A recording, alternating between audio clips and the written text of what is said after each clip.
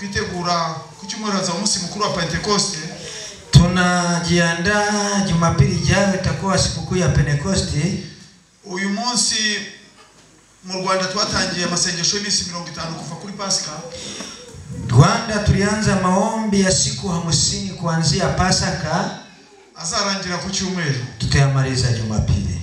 Twitegura umunsi mukuru wa Pentecoste. Tunajiandaa sikukuu ya Pentecoste. Umunsi mukuru w'itorero ryagize imbaraga. Sikukuu kanisa lilikuwa na nguvu. Amen. Niwo munsi w'itorero ryabonye ijambo. Ndiyo siku kanisa lilipata neno. Reka dusome ijambo ry'Imana ariko nsaba usoma mu Giswahili. Nataka tusome neno la Mungu na muandaa anayesoma kwa Kiswahili. Amina. Tunasoma ijambo ry'Imana mu butumwa bwiza bwa Yesu Kristo. Tunasoma neno la Mungu kwa habari njema ya Yesu Kristo. Uko bwanditswe na Yohana. Uliandikwa na Yohana. Igice ni cya 3. Gice 3. Murongo wa mbere. Mstari wa kwanza. Turangize wa 3. Tumalize wa 3. Sura ya 3 mstari wa kwanza mpaka wa 3. Dusome mu Giswahili. Soma. Sura ya 3 Yohana mstari wa kwanza hadi wa 3.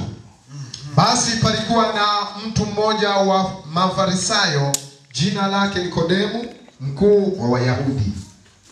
Huyo alimjia usiku akamwambia, Rabi, twajua ya kuwa mwalimu umetoka kwa Mungu, kwa maana hakuna mtu awezaye kuzifanya ishara hizi uzifanyazo wewe isipokuwa Mungu yu pamoja naye.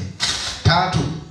Yesu akajibu akamwambia, amini amini na kuambia, mtu asipozaliwa mara ya pili hawezi kuona ufalme wa Mungu. Amina. Aina magambo Nikodemu yagiye kubaza Yesu. Haya ni maneno Nikodemu alienda kumuuliza Yesu. Aramubaza ati mwigisha, akamuuliza mwalimu mzuri, na akora iki mu nzara kugaruka? Nitafanya nini ili niende mbinguni? Yesu amusubiza magambo akomeye. Yesu akamwambia maneno mazito. Ati birakwiye, ni lazima ko wabyarwa uzaliwe mara ya pili. N'amazi ndetse n'umwuka. Uzaliwe kwa maji na Roho Mtakatifu. Wabasha kwinjira mu bwami. Ndio utaenda mbinguni. Muri minsi ya none, siku hizi abantu ntibagishaka kubyara. Watu hawataki kuzaliwa mara ya pili. Hawataki kuzaliwa kwa nguvu ya Roho Mtakatifu. Kubatizwa mu mazi gusa bihagije. Wanaona ya kwamba kuzaliwa kwenye maji vinatosha.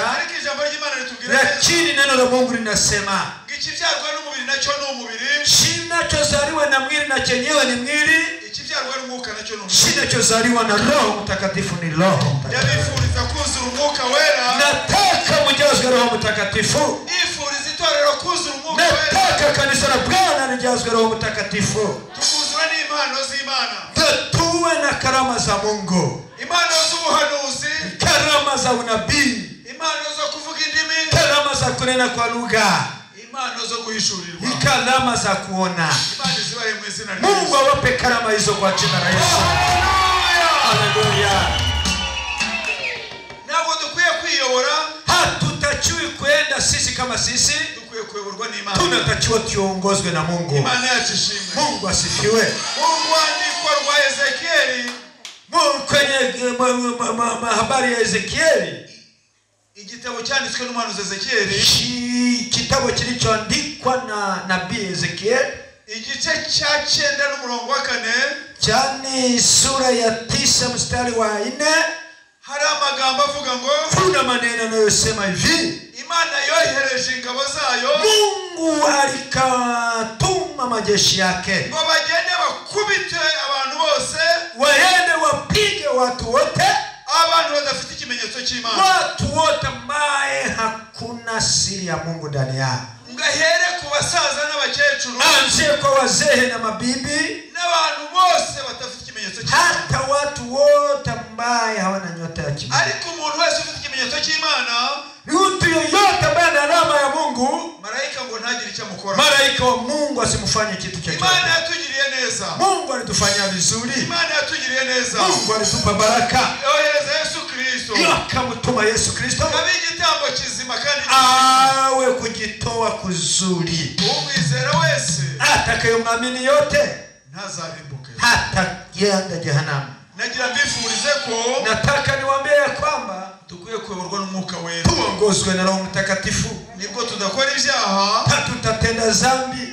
Nibwo umwuka wera, ndio Roho Mtakatifu atugenda imbere, atatuenda mbele yetu. Fata kuboko gutya. Wewe na ufate. Fata gutya. Fata kuboko gutya. Fata huko.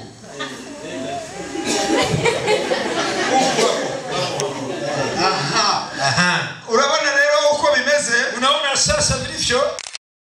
Ukora tukiwa tunafanya kazi aho dukorera na tutakafanya turi mu mirimo yacu kwenye kazi zetu. Uruhande rumwe ruri mu kuboko kw'Imana, mkono mwingine unakuwa urundi ruhande rukaba rurimo imbaraga za Satani. Mkono mwingine ni mkono wa Shetani. Nibwo umuntu agera ahantu hari igitoke mu rutoke rw'umuntu, ndipo ugifika kwenye ndizi za watu, ukumva ijwi rikubwira ngo, unasikia sauti, iki gitoke wagitemye, nakwambia yiba ndizi. Iryo jwi rikakubwira ngo iki gitoke giteme. Yani hiyo sauti ikakwambia yiba ndizi. Umura nta bantu bari kukureba, hakuna watu wanaoangalia. Iri ni ijwi ry'Umwuka Wera.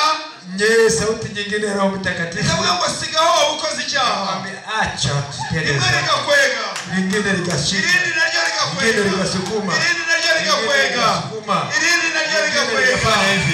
Ariko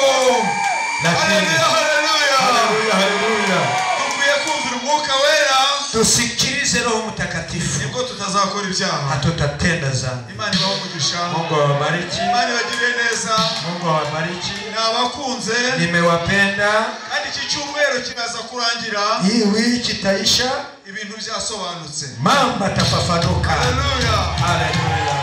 Amasezerano y'Imana yasohoye, yani maagano ya Mungu atatokea. Iby'Imana yakubwiye bizasohora, vitu Mungu alivyokuambia vitatokea. Bwira mugenzi wote bizasohora, mwambie jirani yako vitatokea. Reka senga Imana, tumuombe Mungu. Mana urakoze, turagushimiye Mungu, tunakushukuru, twiteguye kuzura Umwuka Wera, tutajazwa Roho Mtakatifu muri iyi minsi ya Pentecoste, siku hizi za Pentecoste. Umuntu wese wifuza Umwuka Wera, siku zote mtu yeyote anayetaka Roho Mtakatifu, kumugururira amarembo, namuombea afungua milango, kandi namara kuzura Roho Mtakatifu, nibwo atazaba akiyoborwa n'umubiri, hataongozwa na mwili. Urakoze Mana, asante Yesu, duseze mu izina rya Yesu, tunaomba kwa jina la Yesu, amen. Amen.